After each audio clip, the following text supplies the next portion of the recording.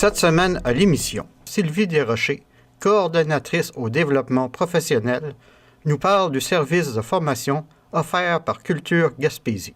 La mission de Culture Gaspésie principale, je dirais que c'est de promouvoir et de défendre les intérêts du milieu culturel. Et on travaille aussi à favoriser une meilleure visibilité des artistes et des produits culturels gaspésiens à l'extérieur. Le Conseil de la culture a été créé en 1992.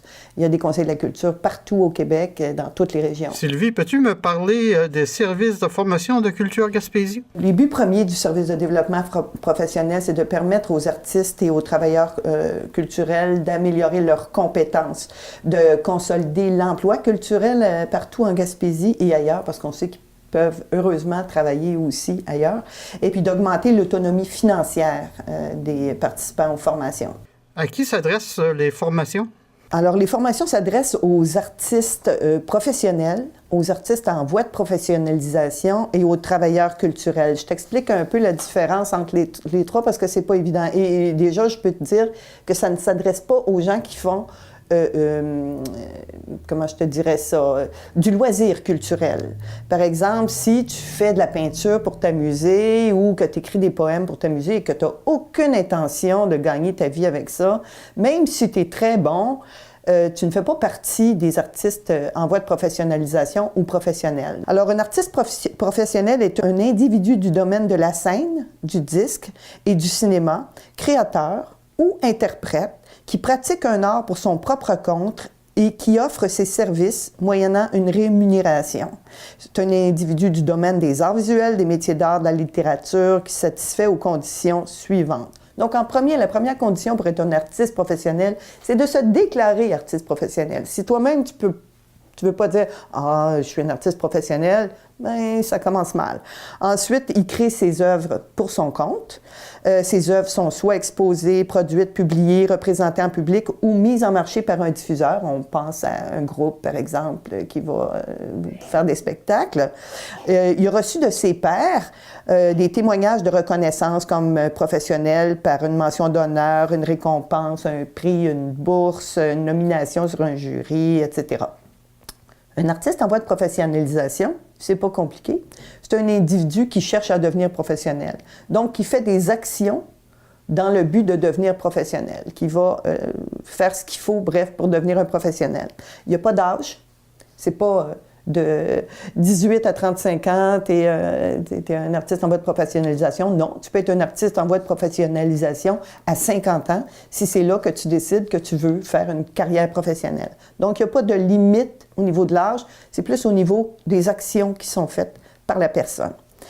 Un travailleur culturel, c'est un individu qui, de quelque façon que ce soit, prend part, par sa pratique, aux exigences et aux responsabilités d'un emploi pour quelqu'un d'autre ou pour lui-même, un organisme ou même une entreprise privée dans les différents milieux du domaine de la culture. Par exemple, ça peut être la production télévisuelle, comme ce que tu fais toi, un logiciel pour l'apprentissage d'un nouvel équipement, etc. Donc, toi et les gens avec qui tu travailles seraient éventuellement des personnes qui pourraient venir suivre des formations chez nous selon leurs besoins de développement pour l'entreprise, pour eux-mêmes. En fait, c'est les gens qu'on vise, mais ça retombe évidemment sur l'entreprise parce que les gens sont mieux formés. Donc, il n'y a pas de limite non plus au niveau du type de formation. Il y a 3 périodes par année aussi où on peut déposer des projets pour les formations. La période actuelle va jusqu'au 15 avril et donc, tu peux déposer des projets, les artistes,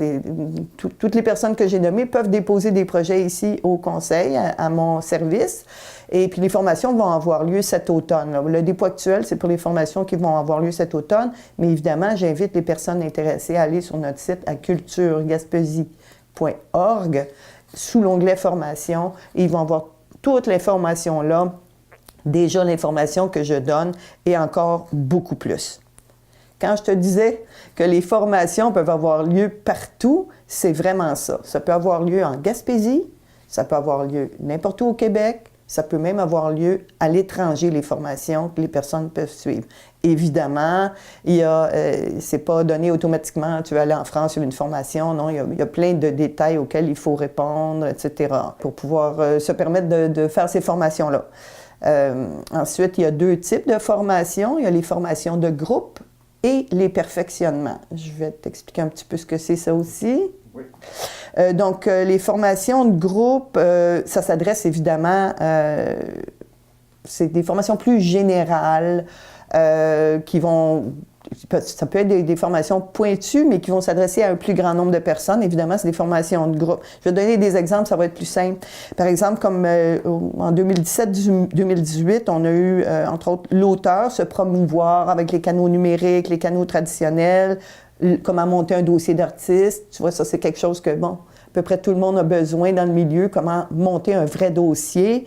C'est obligatoire si tu veux te professionnaliser de toute façon, parce que si tu as des dépôts à faire pour des bourses, tu n'as pas le choix pour que tu aies un beau dossier ou te présenter pour une galerie. Là, je parle pour les arts visuels, mais c'est la même chose ailleurs.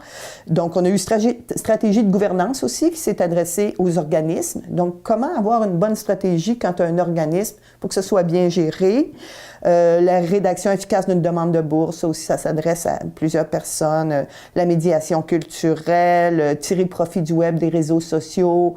On a beaucoup de formations, évidemment, qui concernent le numérique.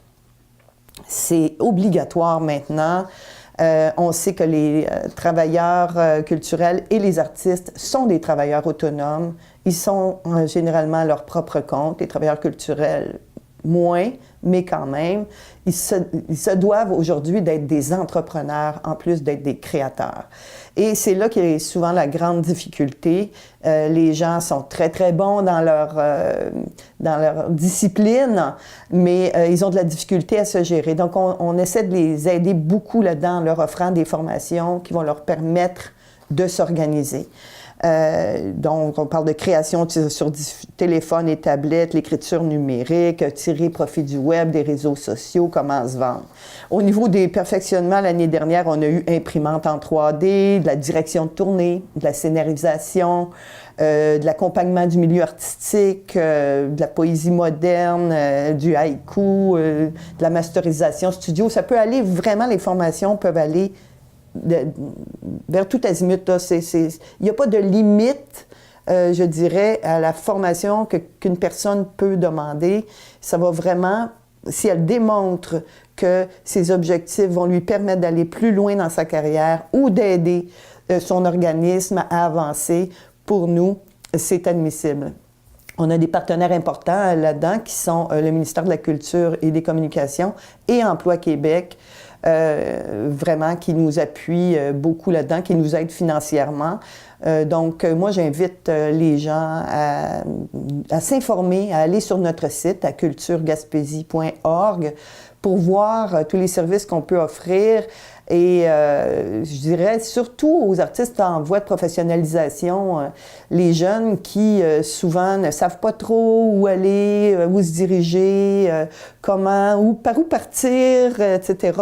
Moi, je m'occupe du service de développement professionnel, donc des formations, mais on a aussi de l'accompagnement qu'on fait à Culture Gaspésie, qui est une part importante de notre mission, donc d'aider les gens en Gaspésie et d'aider la culture en Gaspésie, que ça se développe et que les gens gagnent mieux leur vie et qu'il y en ait de plus en plus. On sait que une des choses principales qui vend la Gaspésie, à part les paysages, c'est la culture. Donc, on essaie d'avoir une culture forte, qui soit originale et que les gens qui la font ici soient bien outillés pour la faire.